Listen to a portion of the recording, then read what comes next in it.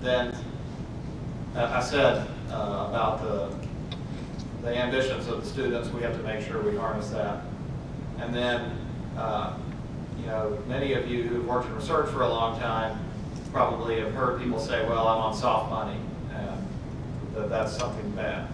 There's no safer place to be right now in Carolina than on soft money, because federal grants are going up, and that's probably the safest way to be a scientist at UNC Chapel Hill.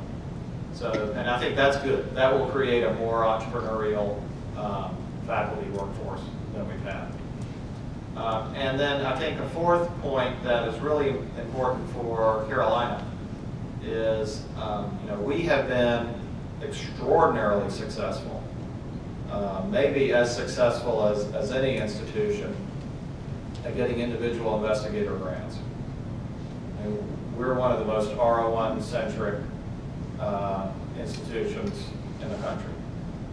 And as all of you know, faculty members would almost always prefer to do basic research than anything else.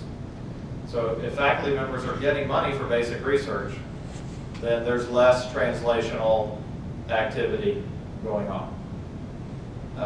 And that's one of the reasons why Carolina has not done as much to bring our discoveries to the bedside as we could. It's because we've succeeded at doing something else. It's not because we failed at translation. But we need to change that because we need to capture the promise of all of the basic research that we've done. And we're making quite a number of strides in that. We have we got our Clinical and Translational Science Award from the NIH, which was an important advance for us, and Tony and I are working on a number of initiatives to get more applied innovation out of the basic research that we do. So I'll just say a couple things about how we've been doing, and then I'll probably just wrap it up and take some questions. As you can see, Carolina's research funding continues to increase, and we're particularly proud of the last 3 or 4 years of increases because those have been in a climate where the overall federal funding for research has not been increasing. So we have been outperforming the market pretty significantly. And with the stimulus package, we're hoping that those numbers will go up even faster. So we could be talking about, you know, in 2 more years, adding quite a bit to our research portfolio. We also, as many of you have probably heard, we're fortunate to have the General Assembly form the University Cancer Research Fund. It started at $25 million a year. It's $40 million this year and scheduled to go to $50 million a year permanently next year. And it's given us the ability to integrate our work in cancer and basic research, in population and public health, and in clinical practice. And of course, we have the North Carolina Cancer Hospital, which is coming online now. And so all of those things have come together beautifully, and we're very fortunate to be able to do this. I think the number is 30 faculty that we brought in. 26. Okay, so we brought 26 new faculty to campus because of the University Cancer Research Fund. And particularly in this, as we hit this tough time economically, the fact that we've been able to do that is a huge help to us. Okay, now this is a slide that many of you may be interested in, and some of you may see your logo up there. This is the kind of chart that I'm used to seeing in the work that I've done with small companies. This is just a pipeline chart of some of the compounds that have been discovered at Carolina that are at different points in their development.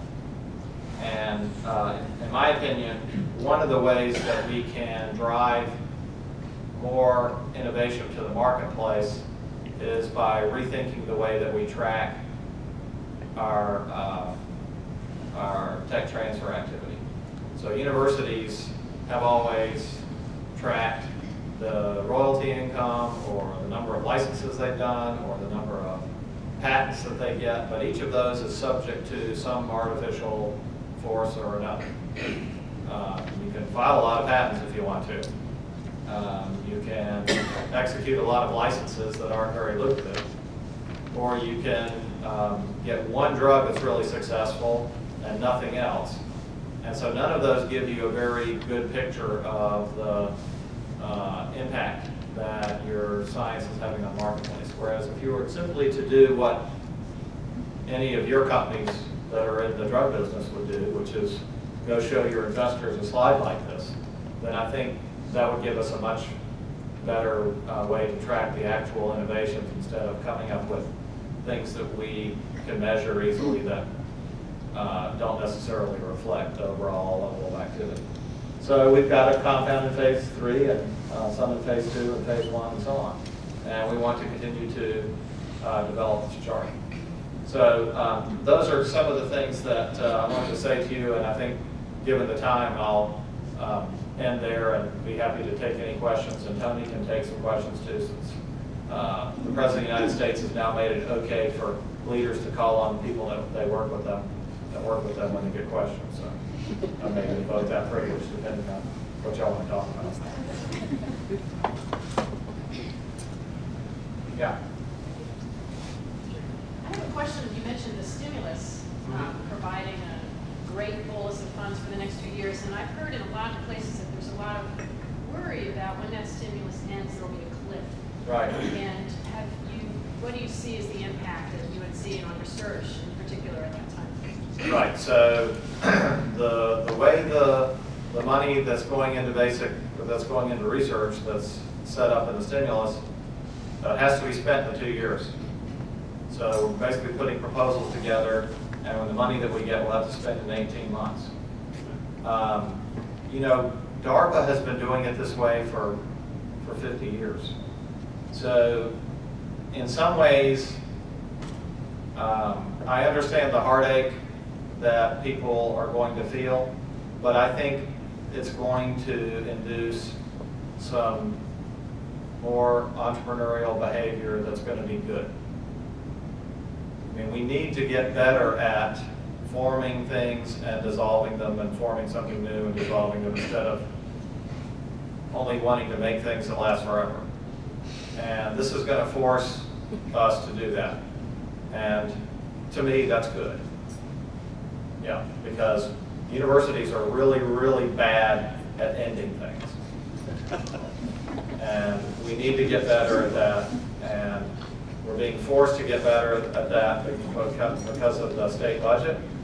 And we're going to get forced to do that because of the way this is funded.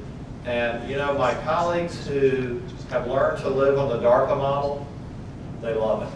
They have more money.